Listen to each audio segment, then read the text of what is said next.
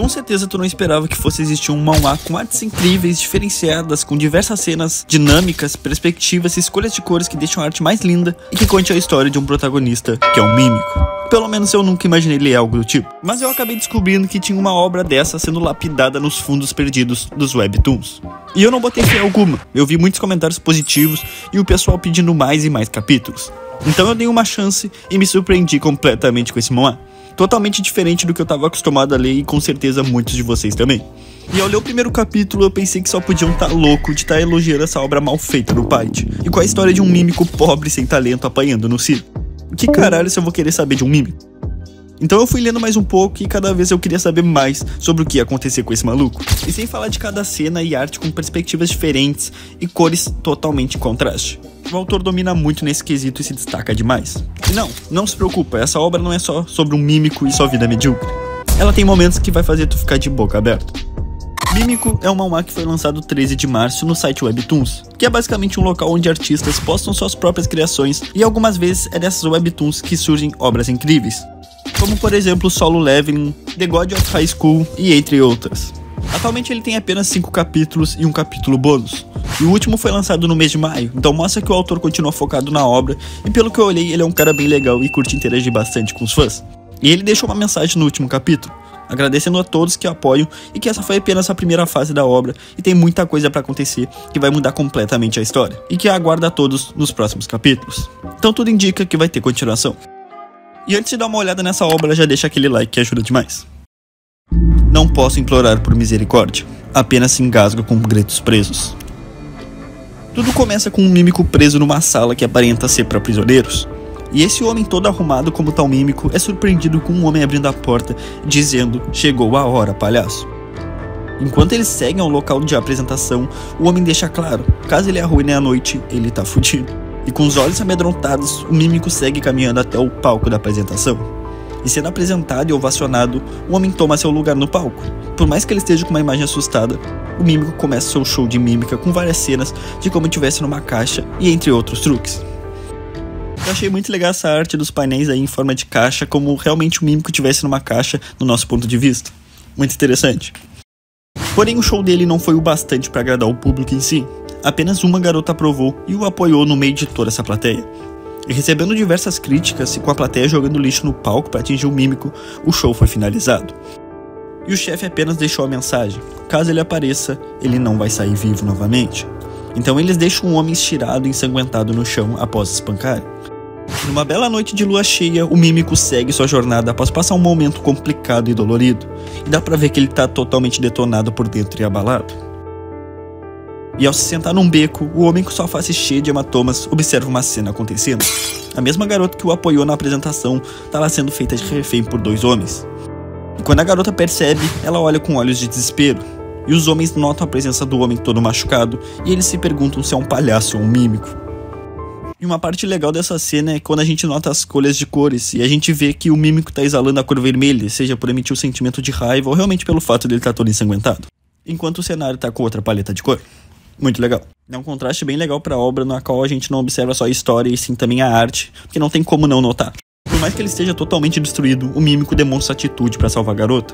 E ao partir pra cima do bandido, o mímico não recua, mesmo com um homem puxando uma faca. E ao dar o primeiro soco, a expressão do mímico muda completamente. E isso é por ele ter errado o soco e dado a oportunidade do homem o esfaquear. E ao ver isso acontecendo, a garota toma atitude e tenta escapar do outro bandido e o deixa um arranhão no rosto. Porém isso não funcionou e ela acaba caindo no chão. E com ódio transbordando, o homem chuta a cabeça dela, causando a morte. E com tudo arruinado, os bandidos têm a única opção de finalizar os dois e acabar com o sofrimento do nosso pobre mímico. E mesmo com a garganta cortada, ele segue rastejando até a garota. E nisso surge um gato preto com olhos vermelhos e símbolos observando o mímico. E nos seus últimos suspiros, completamente indignado, em um beco escuro ao lado de uma garota morta. Já numa sala de uma clínica com tons pálidos e frios, vemos o corpo do mímico em uma mesa acompanhada de um doutor. E esse doutor recebe uma ligação de alguém, digamos que importante, o primeiro-ministro. E na chamada ele pergunta se o doutor estava sozinho para escutar calmamente. Então ele diz: as autoridades não vão achar nada, meu filho não fez nada com o mímico, entendido? E o doutor questiona se ele disser não. E o primeiro-ministro apenas debocha, dizendo que ele não deve dificultar, que ele sabe o que pode acontecer. e ele vai ser recompensado por tudo. Mas durante essa conversa, algo mais bizarro aconteceu, e o corpo que era pra estar morto simplesmente se levanta da mesa. E frente a frente o doutor fica em choque e sem entender nada, apenas encarando a expressão perturbada do mímico. E achando que é alguma pegadinha, ele pede pra parar. Mas o mímico faz algo estranho, e apontando o dedo, aparentemente ele toca em algo, e o celular do doutor começa a tocar. E ao atender a chamada, o mímico começa a gritar questionando onde estava a garota. E sem saber onde ela tá, o doutor fica sem o que responder, e cada vez mais amedrontado pelo mímico, o indagando sobre onde tá a garota. E de uma forma cada vez mais sombria, o mímico questionava o doutor, e agora perguntando sobre quem teria feito isso a ele. E ele responde dizendo ser apenas um doutor, porém o mímico não aceita isso como resposta e o questiona novamente sobre a chamada anterior, que a princípio ele não é apenas um doutor, e sim um cúmplice. Foi então que ele desembuchou e disse sobre o primeiro-ministro, e que o filho dele era o culpado por isso e estavam protegendo ele. Mas o mímico deixou bem claro que ele não vai estar protegido até remover o coração do peito dele e ver-o parar de bater.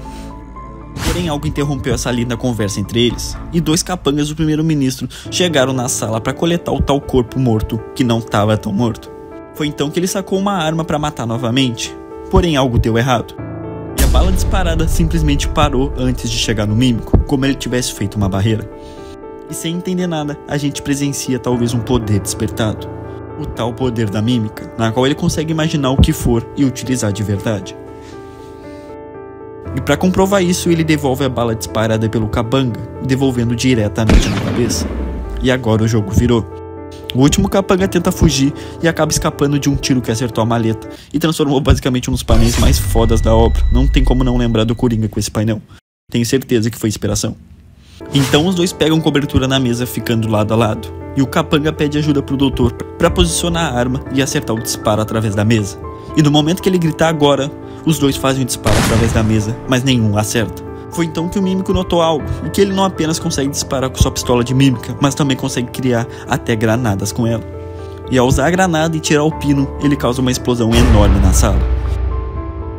E agora com a clínica em chamas, o doutor rasteja para poder salvar sua própria vida. E no reflexo da sua retina, nós vemos que não foi apenas ele que saiu vivo, mas também um monstro que surgiu. E rastejando e gritando por ajuda, o doutor tenta fugir, mas o mímico persegue, e por mais que ele implore dizendo que não tem culpa e tem família, o mímico não demonstra piedade alguma e utiliza seu novo poder para estourar os miolos do doutor, até não sobrar mais nada. E com o trabalho feito, a chuva começou a cair, mas não tem problema, porque o protagonista também tem seu guarda-chuva de mímica. Caralho, que final, mano. Esse daí foi o último capítulo lançado da obra. Tem um capítulo bônus que é basicamente o protagonista indo numa cabine de fotos e tirando diversas fotos fofinhas com o mesmo gato preto que tinha os olhos vermelhos. Mas o autor fez só por diversão e pra dar um clima mais leve, porque meu Deus do céu, do nada a obra começou a ter um teor mais brutal e sombrio e a gente conseguiu realmente sentir a mudança e todo o ódio que o mímico tinha guardado. Eu curti demais ler essa obra e vou deixar o link pra vocês lerem também por conta própria. Espero que o autor continue e traga novas surpresas pra gente, porque realmente tá muito bom essa obra e tem um futuro promissor. E o foco principal pra mim com certeza foi a arte, algo que é muito chamativo pra mim e conta muito, porque esse contraste de cores é algo que eu não tava acostumado. E obviamente é pelo fato de eu ler só o mangá, né? Então é basicamente tudo preto e branco. Deixa nos comentários o que vocês acharam dessa obra e se acharam diferente ou realmente acharam uma merda. E muito obrigado pra quem assistiu e deixa o like pra ajudar. Valeu, falou!